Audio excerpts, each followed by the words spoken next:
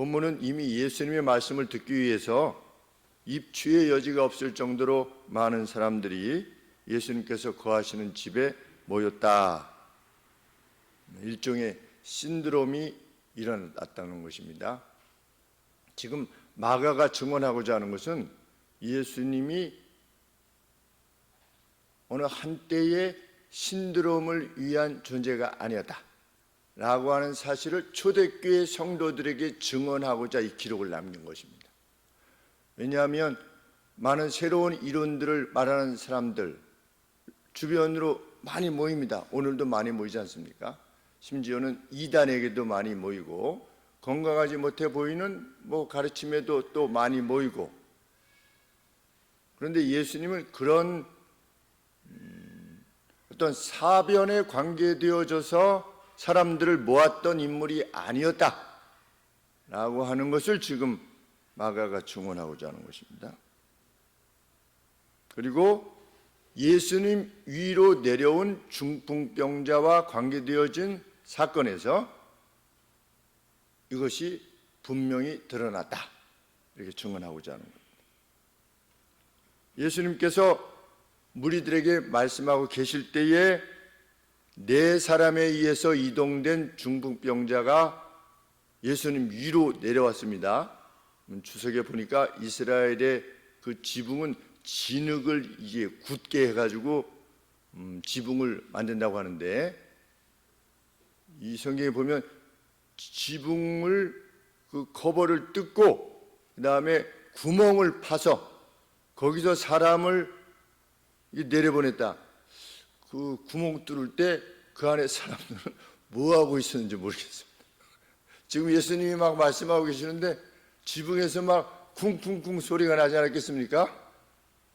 그리고 막 구멍을 뚫으면 뭐가 막 떨어질 거 아니겠습니까? 흙도 떨어지고 뭐도 떨어지고 소리도 나고. 그런데 그 줄을 내려올 때까지 사람들이 무엇을 했는지는 알 수 없지만 여하간에 예수님 말씀하시는데 지붕이 뚫리면서, 그러면 그 지붕이 뚫리고 이럴 때까지 예수님이 어떻게 하신 겁니까? 기다리셨다라고 밖에 볼 수가 없습니다. 그래서 중풍병자가 누워있는 운반대를 내려보냈다. 왜 그들이 그렇게까지 했는가? 이들은 지금 모여있던 사람들이 무엇을 위해 모여 있었습니까? 말씀을 듣기 위해서 모여 있었습니다. 집 안에. 그래서 심지어는 문가까지 꽉 찼습니다. 무엇을 위해 모였느냐? 말씀을 듣기를 위해서 모였었다. 그러면 이 4사람에 의해서 들려준 중풍병자, 4사람이 들고 왔는지 아니면 사람들이 4사람을 동원해서 들고 왔는지 명확하진 않지만 전체적인 분위기로 봐서는 4사람이 이렇게 캐리한 겁니다. 이동한 겁니다. 그 종들을 통해서 이동을 했는지 무엇인지 알 수 없지만 그들이 원했던 바가 무엇인가? 말씀을 듣기 원했던 것인가? 아니면 병낫김을 받기를 원했던 것인가? 어떻게 생각하십니까? 병낫기를 원해서. 증거는 무엇입니까? 병낫기를 위해서 왔다라고 하는 그것이 그들이 지붕을 뚫고 내려왔던 이유라고 하는 것에 대한 성경적인 증거는 무엇입니까? 혹 있다면.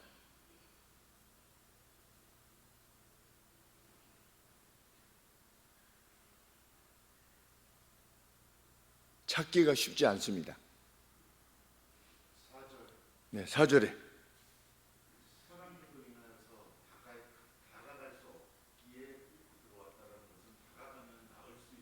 네, 예수님께 다가가야 할 것은 틀림이 없는데 왜 다가가기를 원했는가? 병낫기를 위해서 다가가기를 원했는가? 아니면 말씀을 듣기 위해서 다가가기를 원했는가? 지금 병낫김에 관계되어진 것이 이들에 의해서 언급됐습니까? 언급되지 않았습니까? 언급되지 않았습니다. 일단 보통 예수님께서 병을 낚여주실 때 그 워딩이 뭡니까? 이렇게 고쳐주시면서 늘 하시는 말씀이 내 믿음이 너를 구원하였다 이렇게 말씀하시면서 낚여주셨습니다. 이 중풍병자에게 내 믿음이 너를 구원하였다라고 말씀하십니까? 안 하십니까? 그 말씀도 없습니다.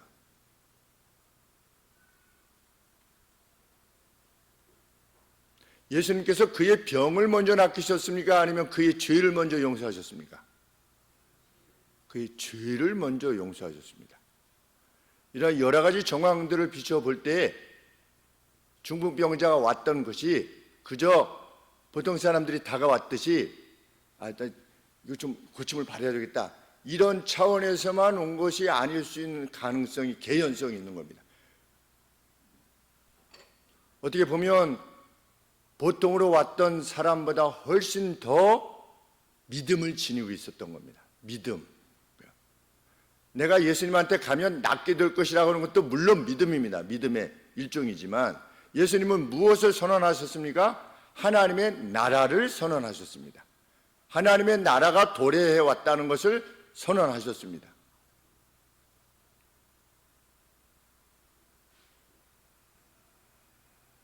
그들이 사모했던 것은 병고침의 은혜보다 말씀이었을 가능성이 높은 내용들입니다. 영적인 것을 위해서 예수님께 나왔다가 어떻게 된 겁니까? 죄사함도 받고 병고침도 받고. 마가는 예수님께서 그들의 믿음을 보셨다 이렇게 말씀하고 있습니다. 마가복음 11장 15절에 보시면 예수님께서 뭐라고 복음을 전파하셨습니까? 가라사대 때가 찼고 하나님의 나라가 가까웠으니 회개하고 복음을 믿으라 이렇게 선언하셨습니다. 그들은 분명 이 차원이든 저 차원이든 예수님의 선포에 응답했습니다. 그렇게 믿었기에 진흙을 이겨서 만든 지붕까지 뚫고서 예수님께로 가까이 오려고 한 겁니다. 가까이 오려고. 무엇이 믿음이냐? 예수님께 가까이 오려고 하는 것이 믿음이라는 걸 알게 됩니다. 우리 예수님의 하나님을 경배하는 예배의 자리에 가까이 오는 것, 말씀 있는 곳에 가까이 있고 경배가 있는 곳에 가까이 있으려고 하는 것, 그것이 믿음이라는 것을 알게 됩니다.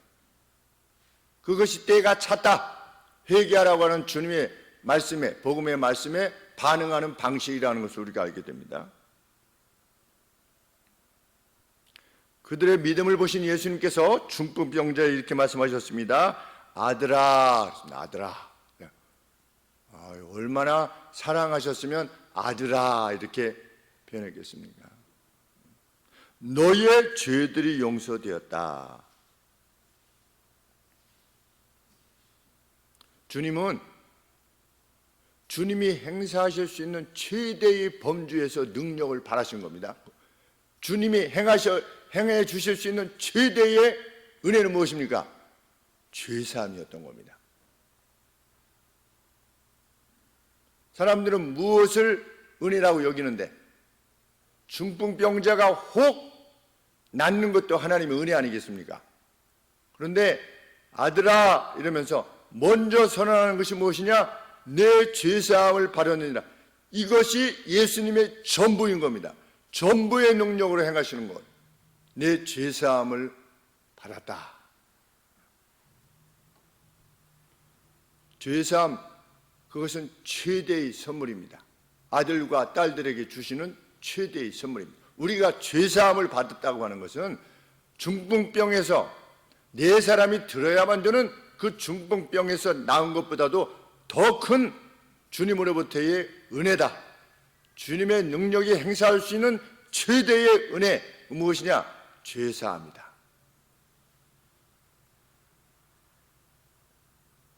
이 죄사함은 그들의 기대를 넘어선 것이었습니다. 어떻게 할 수 있습니까? 당시에는 예수님이 죄를 사할 수 있는 권세를 지니고 있었다는 것에 대해서도 아무도 알지 못했습니다. 그리고 혹 누가 죄를 사하여 준다라고 말을 하면 그것은 신성모독죄입니다. 서기관들이 그렇게 이해했던 겁니다. 죄사함에 대해서 그렇게 이해했습니다. 그 누구도 함부로 그렇게 말할 수 없었습니다. 성부에 대해서 너희는 이렇게 기도하라. 하늘에 계신 우리 아버지여. 하나님에 대해서 아버지라고 부르는 것도 뭡니까? 이것조차도 신성모독입니다. 그 당시에는. 그런데 그 누가 죄사함을 허락했다라고 하는 것은 신성모독인 것이죠. 그래서 이 서기관들이 무엇이라고 말하는 겁니까? 참남한 말을, 신성모독의 말을 하는도다. 그렇다면 서기관들조차도 죄사함에 대해서 그렇게 이해하고 있었다면 이 중풍병이 들려서 온 사람이나 아니면 데리고 온 사람이 와가지고 예수님으로부터 죄사함을 받게 될 것이라고 하는 사실에 대해서 이해했을까요? 불가했겠죠.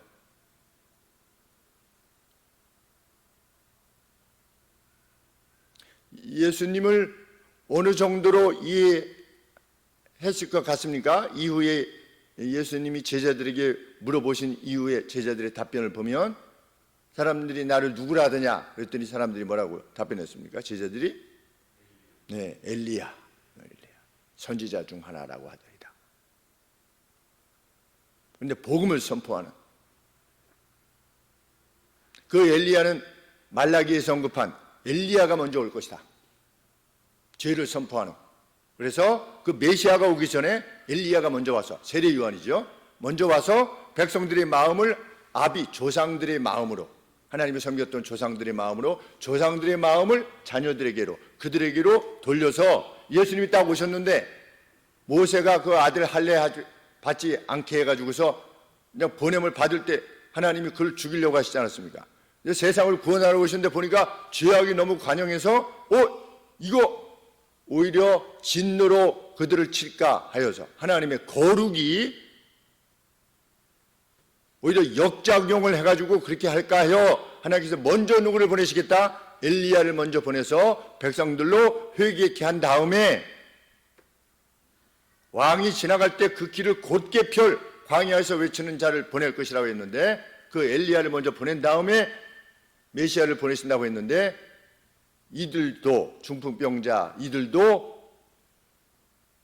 예수님을 그 정도 수준에서 이해할 수 있겠죠. 근데 하나님 나라를 선포하는 것은 틀림이 없으니까 그 복음을 듣기 위해서 그 믿음으로 예수님께 나왔는데 무엇을 받게 된 겁니까? 전혀 예기치 않았던 죄사함의 은혜를 받은 겁니다. 그의 믿음이.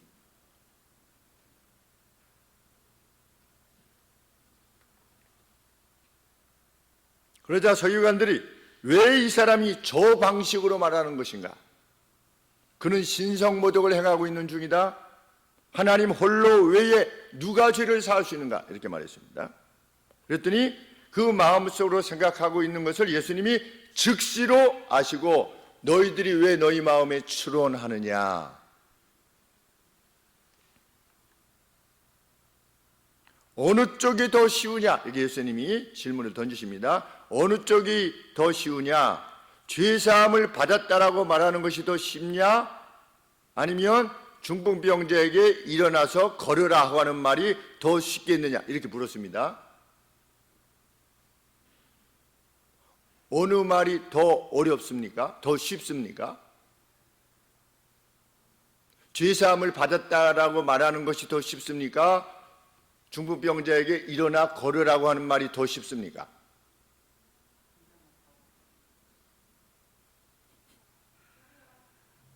어느 게 더 쉽죠? 일어나 걸으라 하는 것이 더 쉽습니까?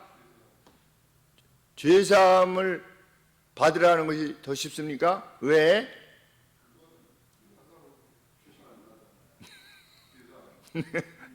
죄사함은 받았는지 안 받았는지 알 게 뭡니까? 그냥 내 죄사함을 받았느니라 이렇게 그냥 말을 하면 되는데 중풍병자 일어나서 걸으라면 그거는 입증을 해야 되잖아요. 서기관들의 입장에서 보면 무엇이 더 쉬운 겁니까? 죄사함을 받았다는 말이 더 쉬운 겁니다. 그러니까 그냥 말을 그냥 막 하는 겁니다. 이 서기관들의 입장에서 보면 예수님이 죄사함을 받았다고 그러니까 말을 막 해. 지가 무슨, 아니 하나님만 죄를 사할 수 있는데 지가 그러면 하나님이라는 말이야? 이렇게 한 것입니다. 근데 예수님의 입장에서 보면 무엇이 더 쉬운 겁니까? 네, 중풍병자 보고 일어나서 걸으라고 하는 것이 더 쉬운 일입니다. 왜? 죄사함을 주기 위해서는 예수님 자신이 대가를 치르셔야 되잖아요.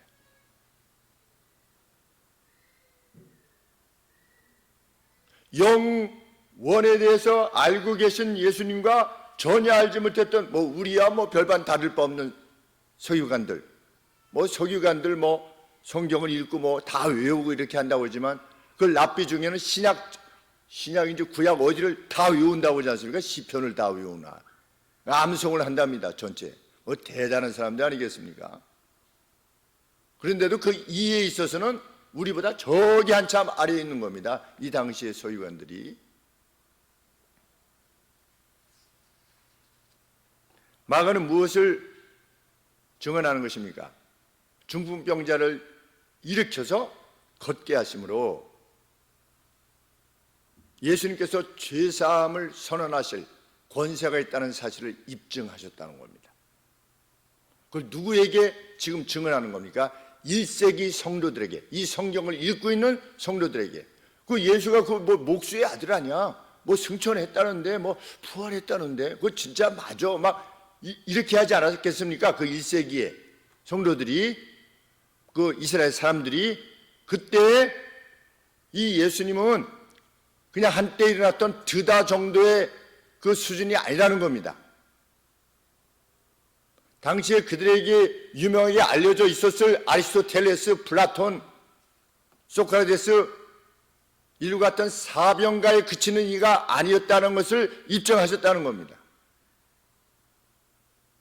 그분에게는 죄사함의 권세가 있다는 것입니다. 이것이 마가가 증언하고자 하는 내용입니다. 우리가 섬기는 우리 주님은 죄사함을 최대의 은혜로 지니고 계시는 분이시다. 그 누가 죄사함의 은혜를 입은 것은 주님으로부터 최대의 은혜를 입은 것이다. 중풍병이 낫지 않아도 우리의 상황이 회복되는 것처럼 보이지 않아도 이미 그 누구는 죄사함을 받은 이는 이미 주님으로부터 최대의 은혜를 입은 이들이다 라고 하는 사실을 명백히 하는 것입니다. 그래서 사도 바울이 사방으로 우겨싸움을 당해도 내가 뭉개지지 아니할 것이다 그렇게 말씀하는 것입니다. 왜? 이미 은혜를 받은 자니까. 마가는 이렇게 증언합니다. 일어나라, 내 운반대를 들고 집으로 가라 라고 하는 주님의 말씀에 그가 일어났고 즉시로 운반대를 집어들었으며 모든 사람들의 시야에서 가버렸다. 좀 약간 우습기도 해요. 좀 나았으면 뭔가 이렇게 좀 고맙습니다, 맙니다, 이렇게 좀 뭔가 와와 이렇게 쓰는데 일어나 집으로 가라 그러니까 그냥 일어나가지고 들고 어떻게 한 겁니까? 분명히 믿음으로 나왔는데 뭔가라도 이렇게 글쎄 기록이 앉아서 그런지 모르겠지만 여하간에 사람들의 사이트에서 사람들의 시선으로부터 그냥 가버렸대요. 예수님이 가라고 하니까 그냥 간 거죠. 나중에 다시 왔는지는 모르겠지만 이를 지켜보던 모든 사람들이 놀랐고 우리는 이러한 것을 결코 본 적이 없다면서 하나님께 영광을 돌렸다. 이게 마가가 증언합니다.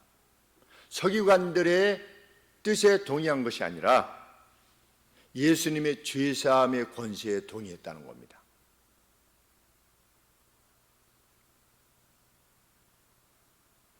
사람들은 왜 하나님께 영광을 돌렸느냐?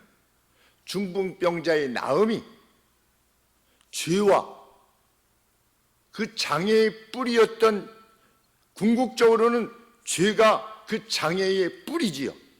우리가 늙고 병들고 죽는 것의 그 뿌리가 무엇입니까? 죄지요. 죄로부터 우리가 자유하게 되었다고 하는 사실을 그 중풍병으로부터의 노임을 통해서 확인시켜 주었을 때 사람들은 예수님 안에서 하나님의 다스림이 지금 실행되고 있다는 사실에 놀랬던 것입니다. 우리가 그렇지 않습니까? 교회에 주시는 하나님의 놀라운 이적, 그것을 볼 때 무엇을 확인하게 됩니까? 하나님의 실질적 지배가 지금 현재 진행형으로 실행되고 있구나 라고 하는 사실을 확인하지 않습니까? 그렇다면 이것까지도 행하실 수 있으신 하나님은 그 약속대로 마지막에 다시 오실 것이 분명하구나 라고 인식하게 되지요. 하나님이 때로 목사조차도 새벽기도 가다가 교통사고가 나가지고서 부르실 수도 있습니다. 그러나 때로는 하나님께서 사자를 이기게도 하시고 불의 힘을, 세력을 이기게도 하시는 것처럼 때로 교회에 특별한 능력을 베풀어 주시고 보여주시죠. 그 보여주시는 목적은 무엇입니까? 그 능력을 보이시는 분이 무엇을 선언하셨다? 죄 사함을 선언하셨다는 겁니다. 더 큰 권세. 그런데 죄의 권세를, 죄를 사하는 권세를 지녔다고 하는 사실에 대해서 가시적으로 보이는 것이 없지 않습니까? 그러니까 하나님께서 교회에 어떻게 하시는 겁니까? 개인적으로 드러내시고 교회에도 드러내시는 것입니다. 14분 중에 한 분은 무엇입니까? 강중순 성도님이 회복되셔서 아버님보다 훨씬 더, 그거는 끝장이었는데 예수님을 믿지 않으셨기 때문에 하나님께서 기회를 주셔서 교회에 걸어 나오셔서 세례를 받으시고, 이 중풍병자는 그래도 들고 이렇게 중풍병이니까 어디 좀 약간 불구가 됐지만 강중순 성도님은 아무런 의식 불가 일주일 동안 이상 아무런 반응이 없는 똑같은 일산병원에서 하나님이 살려내셔서 스스로 걸어 나오게 하셔서 아무런 장애 없이 기억력이 점점 회복되시기는 하는 그런 차원이 있었지만 뭘 이런다든지 어디 하나가 이게 망가지셔서 이런 게 아니라 그냥 정상. 그때 김희철 선생님 계셨죠? 네. 우리가 다 확인한 바입니다. 그것이 제가 겪은 14번 중에 한 번이죠. 또 다른 건 뭐냐? 영희를 버스가 쳤는데 못 보고, 쳤는데 날아가서 학교로 갔다. 이게 말이 되는 건가요?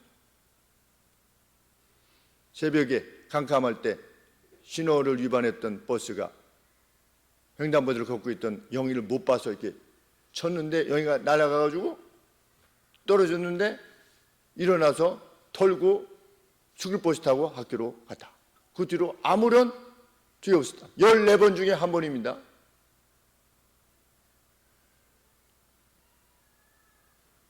어떤 일로 하나님 앞에 간절히 기도했을 때 53일 아침 되는 날의 새벽에 그냥 바닷물결 같은 평안이 넘쳐오게 됐을 때, 주님, 이것은 무엇입니까? 제가 누려도 되는 평안입니까? 누려라.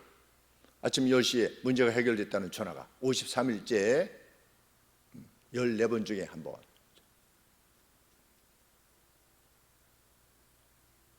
공군장교 시험에 합격해야만 됩니다. 주님, 저를 합격시켜 주셔야만 됩니다. 이래야지 저는 연애를 계속할 수 있고, 우리 주님, 내가 이것만 합격시켜 주시면 제가 일생을 아버지 앞에 드리겠습니다 했는데 시험 문제를 하나님께서 보여주셔가지고 영어 시험에 그냥 50문제가 그냥 나와가지고 합격이 된 그 14번 중에 한 번. 이야, 이런 촌스러운 기도도 하나님이 들어주십니다. 와, 이 정도면 그 어떤 기도도 드려도 되는 거구나. 그때 확신하게 된, 이거는 내 이익을 위해서 이런 게 아니라 그냥 그런 거 따질 여유가 없는 겁니다. 그냥 붙드는 거죠. 우리 정영희 집사님처럼 나 좀 도와줘 이렇게 기도하셨다면서요. 그게 기도입니다. 그런데 그 기도를 응답해 주시는 이유가 무엇입니까? 죄사함의 권세를 지니신 그 분이 지금 듣고 계시다는 겁니다. 그래서 그것을 통해서 무엇을 확인케 하시는 것이냐? 진정 죄사함의 권세를 지닌 분이 계시다. 그리고 너희는 이미 죄사함을 받은 이들이다.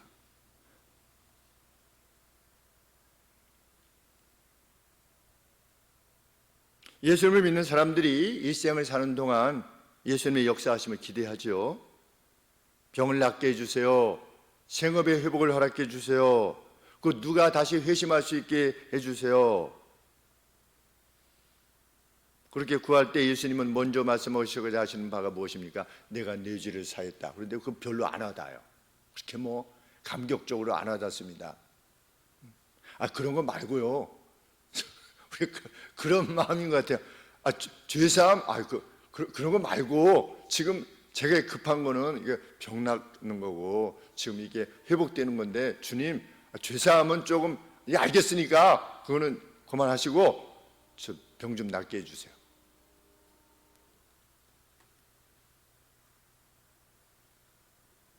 그런데 예수님은 아들아 이렇게 부르시면서 최대의 은혜를 베푸시면서 뭐라고 말씀하시는 것입니까? 내 죄가 사함을 받았다 이렇게 말씀하시는 겁니다. 우리가 그 은혜를 입고 있다는 사실, 그것이 최대의 은혜입니다. 우리는 복 있는 자들입니다. 창세로부터 준비된 복된 만에 그것이 이미 예비돼 우리를 위해서.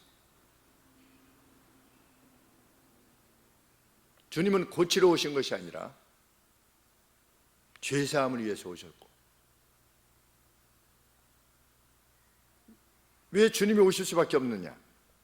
죄사함이라는 것은 주님만이 행하실 수 있는 일이기 때문에, 주님의 권세가 아니고서는 불가하기 때문에, 그리고 그 이루신 바를 계속 세상 끝까지 이루실 그런 능력을 지니신 분만이 그것을 행하시기에 가능하시기에 주님이 오셨죠. 그리고 그것을 이루어 내셨습니다. 죄사함이야말로 주님이 주시는 최대의 은혜라고 하는 것, 그리고 이미 우리는 그 죄사함을 받았다는 것, 때로 우리 주께서 기적적인 병나음도 허락하실 거고 기적적인 생업의 회복도 허락해 주실 겁니다. 그때 무엇을 기억해야 됩니까? 이것이 내 죄사함을 받았다라고 말씀하시는 그 주님이 내게 주시는 증거구나, 그 증거구나 라고 하는 것을 마음에 인식하면서 빼앗기지 않는 평안, 그 은혜를 입은 자로서 살아가는 저희가 되기를 하나님 앞에 소원합니다. 기도하겠습니다.